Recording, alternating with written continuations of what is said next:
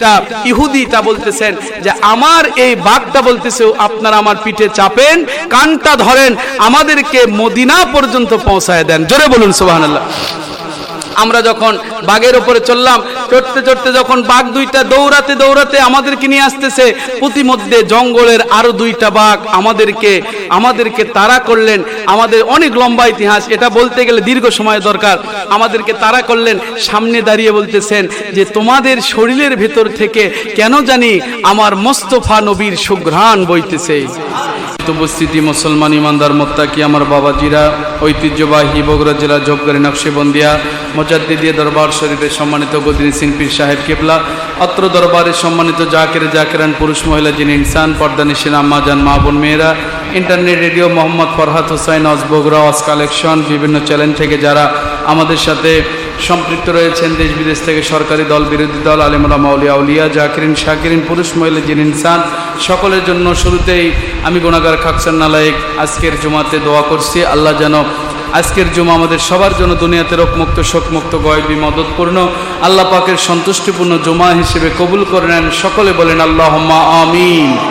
শুকর আদায় করছি মালিকের দরবারে, যিনি আমাদের খলিক, যিনি আমাদের মালিক, যিনি আমাদের রব, এক অদ্বিতীয় আল্লাহ পাক, যার কোনো শরিক নেই, যার কোনো অবতার নেই, যার কোনো তুলনা নেই, সেই মালিক খলিক রব আল্লাহ সুবহানাহু তাবারাকা ওয়া তাআলা ওনার পবিত্র কদম মোবারকে কুদরতি কদমে নিজেদের জীবনকে সপর্দ করে দিয়ে মালিকের দরবারে কালিমাতু শুকর আদায় করছি। সবাই জবান খুলে বলে আলহামদুলিল্লাহ, আরেকটু আওয়াজ দিয়ে বলে আলহামদুলিল্লাহ। লক্ষ্য করি দরুদ ও সালাম বর্ষিত হোক দু জাহানের সৈয়দুল মুরসালিন, ইমামুল মুরসালিন, খাতামান নবীন, নূরে মুজাসসাম, হাবিবিল্লাহ, হায়াতুন নবী, আখির রাসূল মুহাম্মদ রাসূলুল্লাহ, সকলে বলি সাল্লাল্লাহু আলাইহি ওয়াসাল্লাম। যে নবীর উপর দরুদ পড়লে আমার আল্লাহ খুশি হয়, সুবহানাল্লাহ বলেন। যে নবীর উপর দরুদ পড়লে আমার নবীজি খুশি হয়, যে নবীর উপর দরুদ পড়লে নবীজির সাহাবায়ে কিরাম মনে তৃপ্তি পায়, যে নবীর উপর দরুদ পড়লে উম্মতের ভেতরে যারা ওলি আউলিয়া তারা অন্তরের ভেতরে শান্তি লাভ করে, সুবহানাল্লাহ বলেন। নবীর উপর দরুদ পড়লে মনের সমস্ত চাহিদা পূরণ হয়ে যায়, ঠিক না বে ঠিক বলেন। নবীর উপর দরুদ পড়লে নবীর উপর দরুদ পড়লে আমার আল্লাহ পাক রব্বুল আলামিন কুল কায়নাতের সমস্ত সৃষ্টিকুলকে তার অধীনে আয়ত্ত বানিয়ে নবীজির প্রেমিক হয়ে তার জীবনের সমস্ত কার্যকলাপ যত রয়েছে সমস্ত কার্যকলাপগুলো আমার আল্লাহ পাক রব্বুল আলামিন নূর নবীজির মধ্য দিয়ে দান করে দেয়, সুবহানাল্লাহ বলবেন না। কারণ আমার নবী হলেন রহমতের নবী, সুবহানাল্লাহ বলেন। আমার নবী কিসের নবী? আওয়াজ দিতে হবে, কি নবী? কোরআন কিন্তু রহমত। অনেকে বলতে পারেন কোরআন কি রহমত নয়? হ্যাঁ, কোরআনও রহমত, কিন্তু কোরআনটা রহমত হলো মুমিনদের জন্য। কোরআন রহমত হলো মুমিনের জন্য, আর আমার নবী রহমত হলো কুল মাখলুকাতের জন্য, সুবহানাল্লাহ বলেন। কোরআন রহমত হলো মুমিনদের জন্য, শুধুমাত্র মুমিন। আল্লাহ পাক বলছেন যে এই কোরআনকে আমি নাজিল করেছি শিফা হিসেবে, মুমিনদের শিফা। আর নবীর ব্যাপারে বলা হচ্ছে ওয়াম্মা আরসালনাকা ইল্লা রাহমাতাল লিল আলামিন। সূরাতুল আম্বিয়া 107 নম্বর আয়াতে কারিমা। আমার আল্লাহ বলেন, দুনিয়ার মানুষ, আমি আমার নবীকে, এই যে সামনে আমাদের আসতেছে সকল ঈদের সেরা ঈদ, পবিত্র ঈদে মিলাদুন নবী সাল্লাল্লাহু আলাইহি সাল্লাম, এই যে আগমনী বার্তা আসতেছে, দেখবেন অনেক ফতোয়াবাজি শুরু হবে। আবার ঈদ কোথা থেকে আসলো, নতুন করে ঈদ চালু হলো নাকি, কথা কন না কেন, বলবে না। কিন্তু শ্রেষ্ঠ মানুষের সবকিছু শ্রেষ্ঠই হয়, সুবহানাল্লাহ বলেন। শ্রেষ্ঠ জিনিসের সবকিছু কি হয়? সৃষ্টিই হয়। ঠিক তেমনি আমার আল্লাহ বলেন ওমা আরসালনাকা, আমার নবী আপনাকে আমি জগতের ভেতরে পাঠাই নাই। ওমা না, আরসালনাকা, আপনি নবীকে প্রেরণ করা হয় নাই। ইল্লা মুস্তাসনা করেছেন, ইস্তাসনা করেছেন, মুস্তাসনা যাকে বলা হয় ব্যতীত করেছেন। ইল্লা রহমাতাল লিল আলামিন, রহমতের নবী না বানায়া আপনাকে আমি জগৎ সমূহে পাঠাই নাই, সুবহানাল্লাহ বলেন। জগৎ সময়ের ভিতরে যত আপনার রহমতের দরকার, সব রহমত আমার নবীর কাছ থেকে নিতে হবে। সুবহানাল্লাহ বলবেন না? একটা হাদিসের ভেতরে আসছেন, আল্লাহর বন্ধু ফজরের নামাজ আদায় করলেন। একটু মনোযোগ দেন, বুঝতে সুবিধা হবে। নবী কেমন রহমত? আজকে তো নবীকে রহমতের নবী মানাই হয় না, অনেকে কয় বিশ্ব নবী। কথা বলেন না কেন? বিশ্ব নবী করে মুখ দিয়ে ফেনা ওঠায়। বিশ্ব, ওয়ার্ল্ড। আমার নবী কি শুধু বিশ্বের নবী? তাহলে কুল কায়নাতের নবী কে? হাসরের নবী কে? মিজানের নবী কে? ফুলসিরাতের নবী কে? জান্নাতের নবী কে? এক কথায় আল্লাহর সৃষ্টিকুলের নবী কে? আমার নবী, আপনার নবী, নূর নবীজি মুস্তাফা সাল্লাল্লাহু আলাইহি সাল্লাম। ঠিক না ঠিক বলেন? তাহলে নবীজি পাক সাল্লাল্লাহু আলাইহি সাল্লাম বলেন জগৎ সময়ের নবী, জগৎ সময়ের রহমত। আমি সেদিকে যাই না, আমার নবী কেমন রহমত একটু বোঝেন। আল্লাহর হাবিব ফজরের নামাজ আদায় করে মসজিদে নববীতে বসা, এমন সময় দুইজন ইহুদি এসে আল্লাহর হাবিবের কাছে এসে ধর্ণা দিলেন, নবীজির কাছে এসে দাঁড়ালেন। কারণ নবী তো রহমত, সবাই তার কাছে আসবে। নবী তো রহমত, তার কাছে তো আসা এটাই স্বাভাবিক। আসার পরে আল্লাহর হাবিব আস্তে করে বললেন, আপনারা কি বাঘ শিকার করে এসেছেন? সুবহানাল্লাহ বলেন না? আপনারা কি করে এসেছেন? বাঘ শিকার করে এসেছেন? নবী জিজ্ঞেস করতেছেন। সাহাবা ইকরাম অবাক চিত্রে তাকিয়ে আছেন। আহারে, এখানে আমরাও দাঁড়িয়ে আছি, নবীজিও দাঁড়িয়ে আছেন। সেই সারা রাত চলে গেল, কোথা থেকে দুইজন ব্যক্তি চলে আসলেন, অথচ এসে বলতেছেন আপনারা কি বাঘ শিকার করে আসলেন? তাহলে নবী জানলেন কেমনে? সুবহানাল্লাহ কন না? নবী জানে কি জানে না বাবা?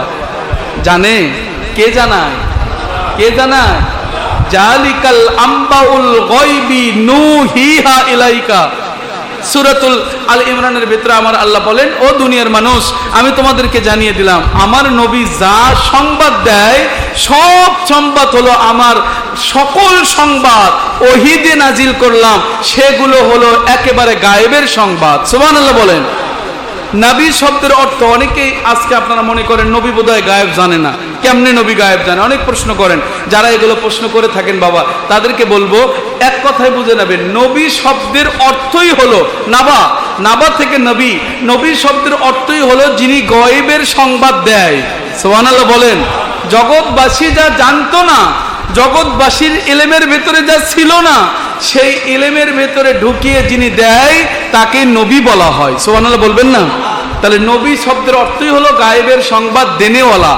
আল্লাহর নবী সমস্ত গায়েবের সংবাদ নিজের কাছে নিয়েছেন, সেই সংবাদ উম্মতের কাছে বহন করেছেন। এই জন্য নবীদেরকে নবী বলা হয়। নবীদেরকে নবী বলা হয় একটাই কারণে, কারণ তারা আল্লাহর সমস্ত গায়েবের সংবাদ দেয়। এই যে আমরা জান্নাত আছে কিনা জানি, আমরা কি জানতাম? নবী বলেছে। তাহলে জান্নাত জাহান্নাম কি হাজির না গায়েব? গায়েব মানে অদৃশ্য। আমাদের চোখের সামনে কি আছে? নাই, গায়েব। তাহলে এই গায়েবের সংবাদ দিল কে? আমার নবী। জাহান্নামের সংবাদ দিল কে? আমার নবী। ফেরেশতা দেখি নাই, সংবাদ দিয়েছেন কে? আমার নবী। কুল কায়নাতের এত সৃষ্টি জগতের এত কিছু রয়েছে, কেউ জানে না, আমার নবী সংবাদ দিলেন। এই জন্য নবীদেরকে নবী বলা হয়। আজকে যারা বলছেন বাবারা নবী গায়েব জানে না, তাদের পায়ে হাত দিয়ে বলবো, নবীরা গায়েব জানে।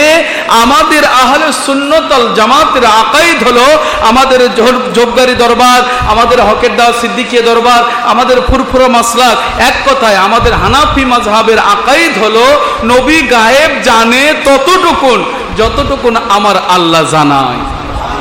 কে জানায়?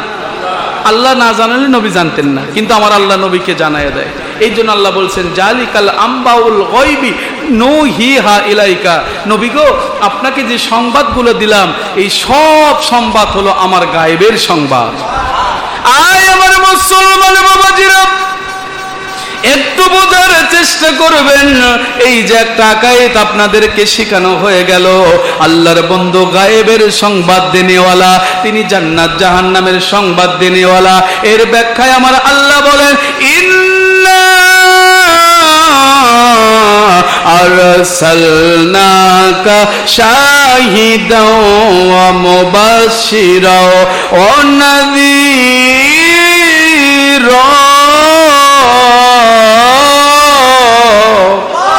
আল্লাহ বলেন সূরাতুল আহজাব 22 নম্বর পারা 33 নম্বর সূরা 45 নম্বর আয়াতে কারিমা, আমার আল্লাহ ডাকতে বলেন, রে দুনিয়ার মানুষেরা, আমার নবী গায়েবের সংবাদ কেমন করে দেয়।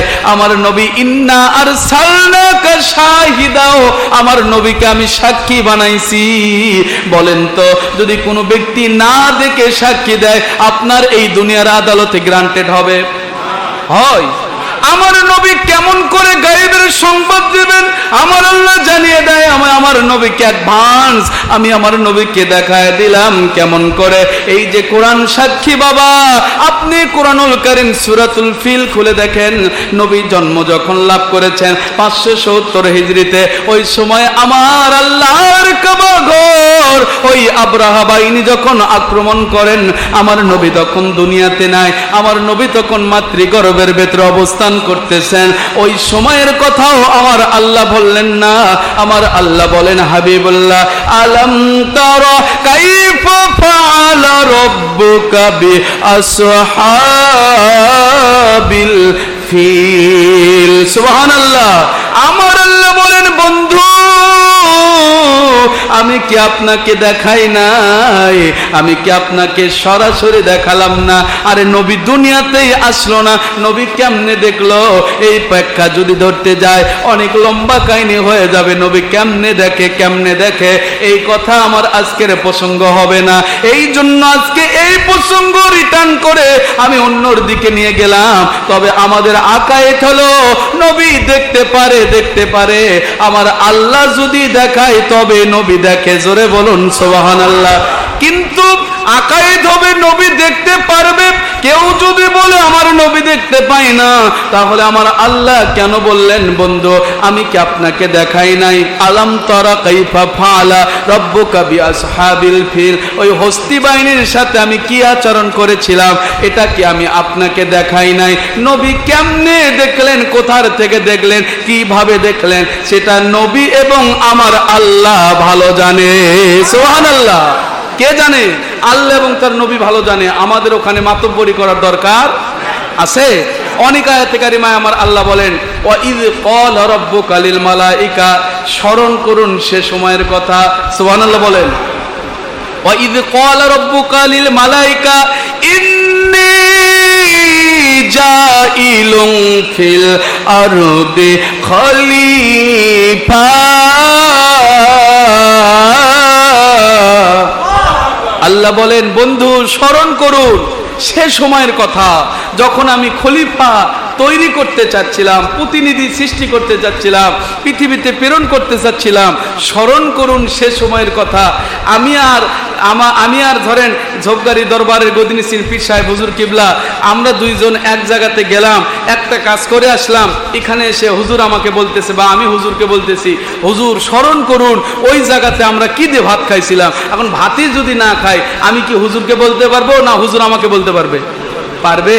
কিন্তু আমার আল্লাহ বলতেছেন স্মরণ করুন সে সময়ের কথা, মানে নবী আগেই জানে। সুবহানাল্লাহ বলেন। তার মানে নবী আগেই জানে, আগেই দেখানো হয়েছে নবীকে। নবী স্মরণ করুন শেষ সময়ের কথা, যখন আপনি আমি কি করতে চাইছিলাম, জমিনের ভেতরে আমি আল্লাহ প্রতিনিধি সেটিং করতে চাইছিলাম, ওই সময়ের কথা স্মরণ করুন। এগুলো দিয়ে প্রমাণ হয় আল্লাহর বন্ধু ইলমে গায়েব জানে, জানে, জানে। আমার আল্লাহ আমার নবীকে জানিয়ে দেয়। আল্লাহ মাহু শাদীদুল কুওয়া। আল্লাহ বলেন, আমি আমার নবীকে এগুলো শিখিয়ে পড়িয়ে বুঝিয়ে এমন ভাবে দেখাইছি, সব কিছুর মাস্টার মাইন্ড আমি আল্লাহ। সব তাফসীর থেকে বানানো, একটা কোরআনের বাহিরে নয়। কোরআনের বাহিরে যাওয়া লাগবে না নবীর মান প্রমাণ করতে। কোরআনের ভেতরেই সব দিয়ে নবীকে ভরপুর করে দেওয়া হয়েছে। কিন্তু আমাদের চোখ নাই, চিনতে পারি না। ঠিক না ঠিক বলেন? চিনতে গেলে নবীকে একটু ভালোবাসুন। কেমন করে? নবীজি আমার বলতেছেন, দেখেন নবীকে আপনি যদি একটু মন থেকে, বাবারা একটু যদি খালি দিল থেকে নবীকে যদি চিন্তা করেন, আল্লাহর কসম নবীজি আমাদের জন্য আল্লাহর দয়ায় সাহায্যকারী হয়ে যাবে। কেমন করে আপনাদেরকে সেই কথাই বলতেছিলাম, নবীজি আমার বসা আছেন মসজিদে নববীতে নামাজ আদায় করে ফজরের, এমন সময় দুইজন ইহুদি আসলেন নবীর কাছে। আল্লাহর বন্ধু বলেন, বাবারা আপনারা কি বাঘ শিকার করে আসলেন? মনে আসেনি আপনাদের? নবীজি বলতেছেন, আপনারা কি বাঘ শিকার করে আসলেন? দুইজন ব্যক্তি হাও মাও করে কান্না করে আল্লাহর নবীর কদম মোবারক চাপে ধরছেন। সুবহানাল্লাহ, জোরে বলেন। চাপিয়ে ধরে বলতেছেন, ইয়া রাসূলুল্লাহ, ইয়া হাবিবাল্লাহ, আমরা বাঘ শিকার করে আসি নাই, তবে বাঘ আমাদেরকে পিঠের উপর করে সেই আমেরিকার জঙ্গল থেকে মদিনাতে পৌঁছে দিয়েছে। আরো জোরে জোরে জোরে সুবহানাল্লাহ। কি কাজটা বলেছেন? ইহুদিকে বাঘের পিঠের উপর করে আমেরিকার জঙ্গল থেকে মদিনাতে নামায় দিচ্ছে, আর আমাদের মতো মুসলমানদেরকে বাঘ পাইলে একেবারে মজা করে রোস্ট করে খায়। তাহলে আমরা ইহুদিদের চাইতেও বর্তমানে খারাপ। কথা করছেন না কেন? কারণ আমাদের আকায়েদ বিশ্বাসটা নবীর উপরে নাই তো। ইহুদি দুইজন ডাক দিয়ে বলেন, আয় আল্লাহর বন্ধু, দো জাহানের বাদশা, সাইয়্যিদুল মুরসালিন, ইমামুল মুরসালিন, খাতামান নবীন, নূরে মুজাসসাম, হাবিবিল্লাহ, হায়াতুন নবী, আখির রাসূল, আমরা দুইজন যখন গিয়েছিলাম ওই আমেরিকায়, আমরা গিয়েছিলাম আফ্রিকার জঙ্গলের ভেতরে। আফ্রিকাতে আমরা ব্যবসা করার জন্য গিয়েছিলাম। ব্যবসা করতে করতে দুইজন পথ ভুলে আমরা যখন আফ্রিকার গহীন জঙ্গলের ভেতরে প্রবেশ করলাম, এমন সময় আমরা দেখতে পাই যতই গভীরে যাই ততই অন্ধকার নেমে আসে। এমন সময় চারদিকে যখন অন্ধকারাচ্ছন্ন দেখলাম, আমরা বড় ভয় পাইলাম। না জানি এই আফ্রিকার জঙ্গলের ভেতরে আমাদের দুইজনকে বাঘের পেটের ভেতরে উঠতে হয়, না জানি এই জঙ্গল বাহিনী আমাদের হাড় হাড্ডিগুলো চূর্ণ করে দেয়, না জানি আমাদেরকে দুনিয়া থেকে বিদায় করে দেয়। এই টেনশন করতে করতে দুইজন যখন সামনের দিকে রওনা হলাম, এমন সময় আমরা তাকিয়ে দেখি একদল বাঘ আমাদের দুইজনকে ঘেরাও করেছে। আমাদের দুইজনকে ঘেরাও করে তাদের ভিতর থেকে হালুম আওয়াজ দিয়ে তাদের রাগ ক্ষোভ যেন আমাদের উপর মিটাতে চায়। কতদিন মানুষের গোশত খাই না, কতদিন মানুষের গোশত পাওয়া যায় না, আজকে মানুষকে খেয়ে আমাদের উদর পূর্তি করতে চায়। নবীর সাহাবায়ে কেরামেরা, ও দুনিয়ার নবীর উম্মতেরা শোনো, ও আল্লাহর হাবিব, দো জাহানের বাদশা, সাইয়্যিদুল মুরসালিন, নূরে মুজাসসাম, হাবিবিল্লাহ, আয়াতুন নবী, আখির রাসূল, এইরকম করে যখন দেখলাম একদল বাঘ আমাদেরকে ঘেরাও করেছে, আমরা মনে মনে ভাবলাম আজকে তো আমাদের আর বাঁচার উপায় নাই। আমাদেরকে কে বাঁচাবে এই গহীন জঙ্গল থেকে? কে আমাদের কাছকে উদ্ধার করবে এই জঙ্গলার ভেতর থেকে? এমন সময় আমাদের জবান ফসকে বের হয়ে গেল, কেমন করে বললাম জানি না। আমাদের মুখ জবান ফসকে একটা কথা বের হয়ে গেল, এই আফ্রিকার জঙ্গলের বাঘেরা, তোমরা জানো না আমরা কোথাকার মানুষ। আমাদের বাড়ি হলো মদিনায়। আমরা আমাদের নবী, আখির নবী মুহাম্মদুর রাসূলুল্লাহ সাল্লাল্লাহু আলাইহি ওয়াসাল্লাম, ওনার বাড়ির কাছের মানুষ। জোরে বলুন সুবহানাল্লাহ। যেমনি মাত্র বলেছে আমরা নবীজির প্রতিবেশী, ও দুনিয়ার বাসীরা, আমরা তাকিয়ে দেখি সমস্ত জঙ্গলার বাঘগুলো আস্তে করে মাটির উপরে বসে গেল। মাটির উপরে বসে গেছে নবীর নাম শোনার সাথে সাথে। সুবহানাল্লাহ বলেন। কিসের খাইতে আসবে আমাদেরকে? ভয়ে যেন তারা থরথর করে কাঁপতেছে। কেউ বলতেছে মদিনার নবীর প্রতিবেশী, কামলিওয়ালা নবীর প্রতিবেশী, তাদেরকে খাওয়া যাবে না, সম্মানের সাথে মদিনায় পৌঁছাতে হবে। আরো জোরে বলেন সুবহানাল্লাহ। বাগের ভেতর থেকে আওয়াজ ভেসে আসতেছে। চিন্তা করেন তো, আমার নবী, সেই নবীকে আমরা আজকে চিনি না। ইহুদি দুইজন বলতেছেন, আমরা আশ্চর্য হয়ে গেলাম, আমরা তখন মুসলমানই হইনি, শুধু পরিচয় দিয়েছি আমরা নবীজির প্রতিবেশী। বাগেরা আস্তে করে বসে গেল। একটা বাগের জবান আল্লাহ পাকের কুদরতি দয়ায় খুলে গেল। সুবহানাল্লাহ বলেন।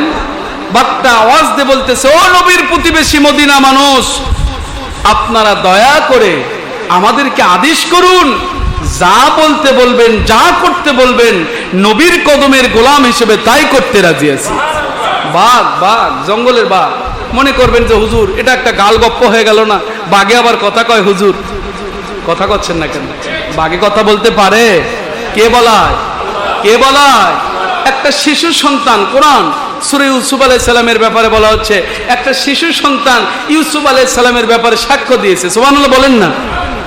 তারপরে হযরত ঈসা রূহুল্লাহ আলাইহিস সালাম সাক্ষ্য দিয়েছে তার মায়ের ব্যাপারে, যখন ইহুদিরা খ্রিস্টানরা যখন তাকে বলেছিল যে হে মরিয়ম, আপনি তো একটা নাউজুবিল্লাহি মিন যালিক একটা সন্তান, অবৈধ সন্তানকে পেটে ধারণ করেছেন, কার সাথে আপনি এই অবৈধ সম্পর্ক করেছেন, এর বাবাকে বলেন। এরকম করে যখন নানান কথা বলতেছিলেন, হযরতে মারিয়াম আলাইহিস সালাম সন্তানকে এইরকম করে কোলের উপরে নিয়ে তিনি বোঝালেন, আমি তো রোজা আছি, আমি তো কথা বলতে পারবো না। কারণ ঈসা আলাইহিস সালামের শরীয়ত ছিল, কেউ রোজা রাখলে, জাকারিয়া আলাইহিস সালামের শরীয়ত, কেউ রোজা রাখলে সে কথা বলতে পারতো না। হযরতে মরিয়ম আলাইহিস সালাম বোঝালেন, আমি তো রোজা আছি, আমি তো কথা বলবো না, তবে আমার সন্তানকে জিজ্ঞেস করুন, প্রত্যেকটা প্রশ্নের জবাব দিয়ে দেবে। কোরআন বলতেছি বাবা, বানানো গল্প নয়। হযরতে ঈসা আলাইহিস সালামকে যখন বলেছে যে ইহুদিরা বলতেছে এ তুমি কে, যেমনি মাত্র বলেছে তুমি কে, সঙ্গে সঙ্গে আওয়াজ দিচ্ছে ইন্নী আব্দুল্লাহ। সুবহানাল্লাহ বলেন। আতানিয়াল কিতাব ওয়াজআলানি নবিয়্যা। আল্লাহ বলেন, হাবিব আপনি বলে দেন আমার ঈসা রূহুল্লাহর কথা। সুবহানাল্লাহ বলেন। জানিয়ে দেন দুনিয়ার মানুষকে, দলিল হিসেবে গ্রহণ করুক। ছোট্ট কোলের সন্তান বলতেছেন ইন্নী আব্দুল্লাহ, আমি তো আল্লাহর বান্দা। আতানিয়াল কিতাব, আমার উপরে একটা কিতাব নাজিল হয়েছে, ইনজিল শরীফ। সুবহানাল্লাহ বলবেন না? ওজা আলানি নাবিয়্যা, আর আমাকে নবী করে দুনিয়াতে পাঠানো হয়েছে। এখন এখান থেকে একটা প্রসঙ্গ আসে, এই আয়াত থেকে একটা আপনার মাসলা বের হবে। আজকে বাংলাদেশে অনেক মানুষেরা বলতেছে নবী 40-এর আগে নবী ছিল না। কথা কন না কেন? বলেন না, বলে না নবী 40-এর আগে নবী ছিল না, 40-এর আগে আব্দুল্লাহর বেটা মোহাম্মদ, 40-এর পরে নবী। নাউজুবিল্লাহ বলেন। তাহলে তাদেরকে বলেন তো এই আয়াত কোথায় রাখবে? ইন্নী আব্দুল্লাহ আতানিয়াল কিতাব ওজা আলানি নবিয়্যা। হযরত ঈসা রূহুল্লাহ আসতো না, আখিরি নবী না আসলে সেই ঈসা রূহুল্লাহ দোলনা থেকে নবী, আর ঈসা রূহুল্লাহর যিনি নবী তিনি বলে 40 বছরের নবী। কথা আমার বোঝেন নাই? যিনি ঈসা রূহুল্লাহর নবী তিনি 40-এ নবী, আর যিনি আপনার এমনি একটা নবী আল্লাহর পক্ষ থেকে তিনি দোলনা থেকে নবুয়ত পাচ্ছেন। বলতেছেন আতানিয়াল কিতাব, আমাকে কিতাব দেওয়া হয়েছে। ওয়াজা আলানি, আমাকে প্রেরণ করা হয়েছে। নুনে বেকায়া ইয়ে মুতাকাল্লিম, আমাকে পাঠানো হয়েছে নবিয়া, নবী করে। কোরআন, কোরআনের বাহিরে যাওয়া লাগবে না। তার এই আয়াত কি মুন্সি পড়ে নাই?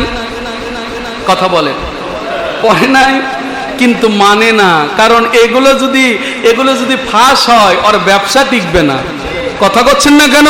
ওর ব্যবসার ভেতরে আগুন ধরবে, ব্যবসার গদিতে আগুন লাগবে। কারণ ও তো ধর্মকে নিয়েছে ব্যবসা হিসেবে। ঠিক না ভাই? ঠিক বলেন। ধর্মকে যারা অধর্মের নামে ব্যবসা করে চালায় তারা কখনো এই নবীর সম্মান বুঝবে না বাবা। নবীর সম্মান বুঝবে তো তারা যারা নবীর প্রেমিক। জোরে বলুন সুবহানাল্লাহ। রহমতুল আলম নবী নূরে মুজাসসাম, রহমতুল আলম নবী নূরে মুজাসসাম। সাহাবীগণ আতর বানান নূর নবীজির ঘাম। বলুন সাহাবীগণ আতর বানান। শুনুন জানুন মানুন আমার কেমন নবীজি, যাহার পাগল চন্দ্র সূর্য তারকারাজি। বাবা আরো শুনবেননি সুন্দর কাহিনী, বলুন আরো শুনবেননি সহি হাদিসের বাণী। জান্নাতেরই রুমে রুমে লেখা নবীর নাম। বলুন জান্নাতেরই রুমে রুমে লেখা নবীর নাম। আরো শুনবেননি সহি বুখারীর বাণী, আরো শুনবেন সহি বুখারী শরীফের বাণী। নামাজের দরুদের ভেতর লেখা নবীর নাম আছে না? আছে তো নাকি বানানো গল্প? দরুদের ভেতরে কার নাম? আজকে আমার বাংলাদেশে এক মুন্সির একটা কিতাব দেখলাম, কিতাবের নাম হলো হিফজুল ইমান। কিতাব নাম কি? আমার কাছে আছে, হিফজুল ইমান, মানে ইমানের হেফাজতকারী। ভালো কথা, হেফাজত করেন। কিভাবে হেফাজত করে দেখি? ভেতরে গিয়ে পড়তেছি, পড়তে পড়তে লিখতেছে যে হেফাজতটা এমন ভাবে করতে হবে ইমানকে, যে নামাজের ভেতরে যদি তোমার সংসারের কথা, তোমার গরু বকরির কথা, তোমার জাগতিক কিছুর কথা, তোমার স্ত্রীর কথা, তোমার পরিবারের কথা মনে আসে, নামাজ নষ্ট হবে না। কিন্তু নামাজের ভেতরে কিন্তু নবীর নাম আসলে নামাজ নষ্ট হবে। জোরে বলেন নাউজুবিল্লাহ, জোরে বলুন। কিতাবের নাম লেখছে হিফজুল ইমান, এটা তো হিফজুল ইমান না, এটা হিফজুল শয়তান, তাই না বাবা? কারণ কিতাবের ভেতরে লিখে রাখলো ইমান হেফাজত করবে, আর ইমানের নবীকে নামাজের ভেতরে স্মরণ থেকে বাদ দিচ্ছে। আমি তাদেরকে পায়ে হাত দিয়ে বলবো, আপনি যখন পড়েন আসসালামু আলাইকা আইয়ুহান নবী, তখন আপনার কোন আব্বা খেয়াল করেন? ঠিক না? আত্মাহিয়াতের ভিতরে আছে তো না? নাই। যখন পড়লো আসসালামু আলাইকা আইয়ুহান নবী, তখন কি এর নবীর নাম চেঞ্জ হয়? যদি চেঞ্জ হয় তাহলে বলো যে আমরা নবীর নাম চেঞ্জ করছি, আলহামদুলিল্লাহ, সাধুর সম্মোষণ জানায় তোমাদেরকে বেঈমান ফতোয়া দিয়ে দেব। কথা করছেন না কেন? সাবধান। কি ইমানটা কত রকম ভাবে আজকে কাটছি দেখেন। নামাজ পড়ার কথা আপনাকে নিষেধ করেনি যে নামাজ পড়েন না, বলেনি, কিন্তু নামাজের ভেতরে নবীর নাম খেয়াল করেন না বলে দিল।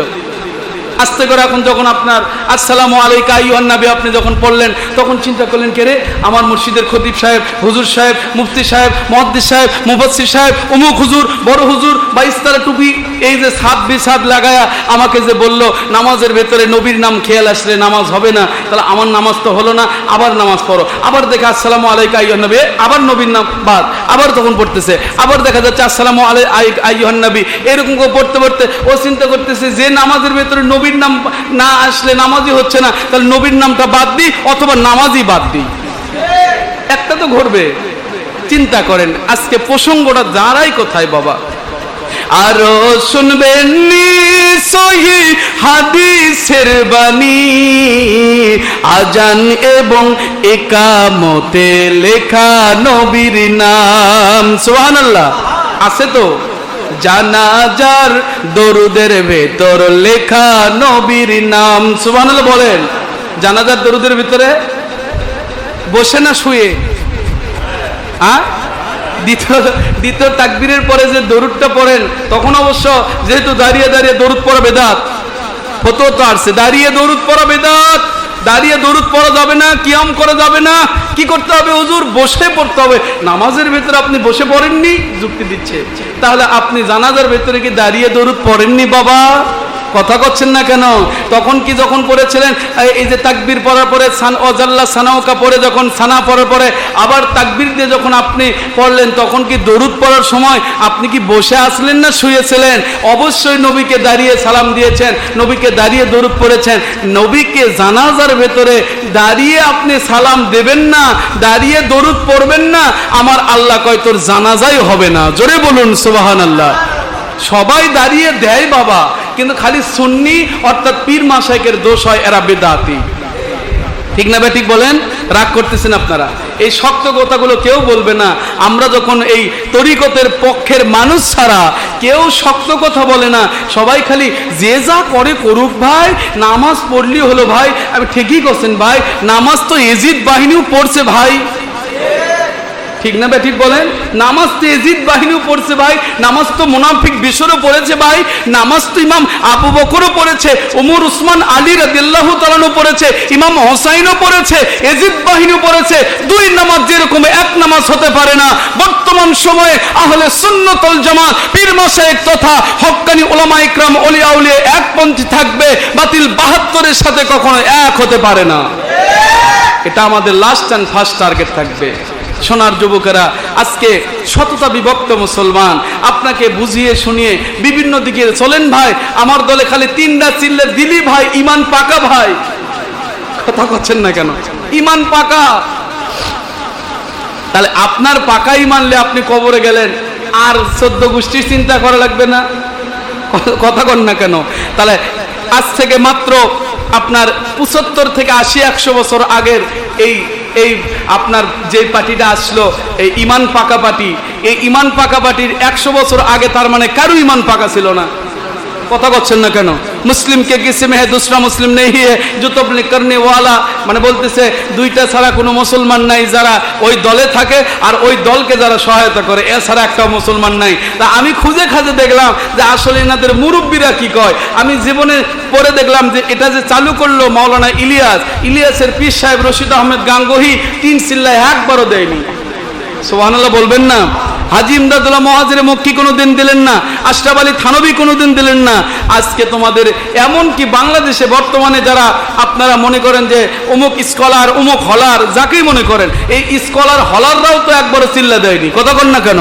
তার মানে একটারও তো ইমান নাই ওদের ভাষায়।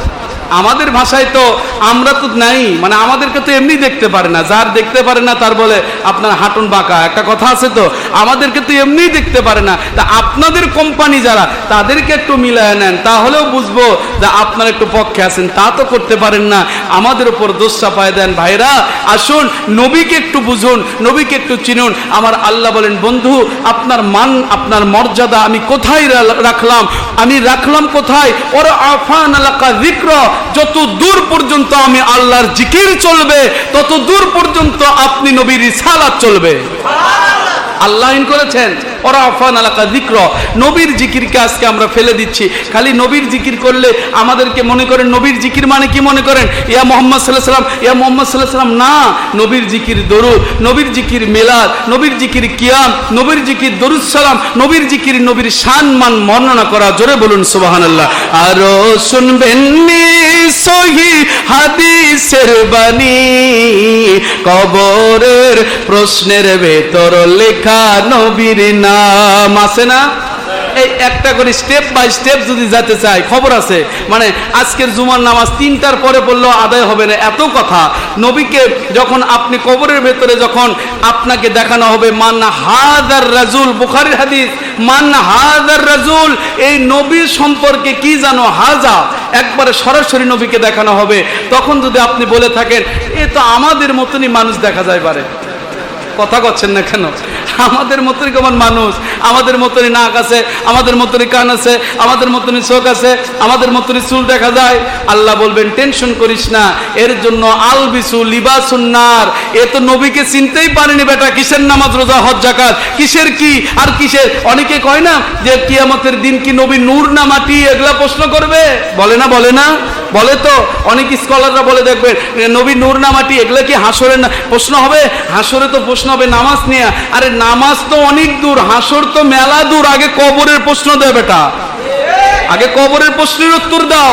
কবরের ভেতরে মান হাদার রাজুল, নবী সম্পর্কে প্রশ্ন, নবী সম্পর্কে তোমার আকায়েদ কি, তিনি কিসের তৈরি, কেমনে থাকছেন, কি করছেন, কিভাবে তুমি তাকে চিনেছো, সব প্রশ্নের উত্তর যদি আপনি বলেন হাজা নবিউনা মুহাম্মদ রাসূলুল্লাহ, এ আমার মতো নয়, এ নবীর মতো, এ তো নবী, আপনার বন্ধু, আপনার হাবিব, আপনার সাইয়্যিদ। আমার আল্লাহ বলবেন ফাসপা, এর জন্য সুপারিশ করে দাও, আলবিসুল জান্নাহ, এর জন্য জান্নাতের বিছানাগুলো বিছিয়ে দাও। সুবহানাল্লাহ বলুন। খালি নবীকে চেনেন, এই জন্য নবীকে নিয়ে আমাদের এত কথা বলতে হয়। কয় হুজুর অন্য কোনো ওয়াজ করেন না, খালি নবী নিয়ে। বাবা, যে জিনিসের দাম বেশি তার কথা কম হয় না বেশি হয়? যেমন দেখেন সূরা ফাতিহা আপনি প্রত্যেক রাকাতে পড়তেছেন, প্রত্যেক নামাজে পড়তেছেন, প্রত্যেক তারাবিতে পড়তেছেন, প্রত্যেক কোরআন খুলতে পড়তেছেন, এত ফাতিহা পড়া লাগবে কেন? কথা কন না কেন? একবার বললি তো হয়। আমার আল্লাহ কয় না, সূরা ফাতিহার মর্যাদা আমি আল্লাহ আকাশচুম্বী করে দিয়েছি, যার কারণে তো বলতে হয়। ফাতিহাও নাজিল হতো না আমার নবী না আসলে, তাহলে সেই নবীর নাম 2 বার 5 বার বললে কলিজার ভেতরে এত জ্বলে কে? যাদের কলিজার ভেতরে নবীর কথা বললে জ্বলে, মনে রাখবেন এরা আব্দুল্লাহ ইবনে উবাই মুনাফিকের গোষ্ঠী। এরা নবীর বংশ নয়, এরা নবীর আওলাদ নয়, এরা নবীর রূহানি সন্তান নয়, এরা আমাদের নয়, আমরা এদের নই, আমরা তাদের সাথে মিলবো না, এদেরকে আমাদের সাথে মিলতে দেব না। ঠিক আছে তো বাবারা? যাই হোক, যাই না সেদিকে। আল্লাহর হাবিব কি বলতেছেন যে জংলার বাগেরা কথা বলতেছে, জোরে বলুন সুবহানাল্লাহ। মনে আছে তো আপনাদের? জঙ্গলার বাঘ কি বলতেছে যে ও মদিনার প্রতিবেশী, নবীজির প্রতিবেশী, আপনারা আমাদেরকে বলেন কি খেদমত করতে হবে, আপনারা যা বলবেন তাই করব। ইহুদি দুইজন ডাক দিয়ে বলেন, আয় আল্লাহর বন্ধু, দু জাহানের বাদশাহ, সাইয়্যিদুল মুরসালিন, ইমামুল মুরসালিন, খাতামান নবীন, নূরে মুজাসসাম, হাবিবিল্লাহ, হায়াতুন নবী, আখির রাসূল মুহাম্মদুর রাসূলুল্লাহ সাল্লাল্লাহু আলাইহি ওয়াসাল্লাম। আমরা এবার দুইজন ভয়ে ভয়ে ভয়ে ভয়ে বলতে লাগলাম, ও জগনাল বাগেরা, আমরা তো হলাম মদিনার মদিনার নবীর, আমরা তার হলাম প্রতিবেশী। আপনারা যদি পারেন আমাদেরকে আমাদের মদিনাতে পৌঁছায় দেন, আমরা আমার নবীর হাতে হাত দিয়ে বায়াত পরে মুসলমান হতে চাই। জংলার বাগিরা ডাক দিয়ে বলে, এ মদিনার নবীজির প্রতিবেশীরা, আমরা আপনাদেরকে মদিনাতে পৌঁছায়া দিব, দয়া করে আপনারা আমাদের পিঠের ওপরে চেপে বসেন। জোরে বলুন সুবহানাল্লাহ।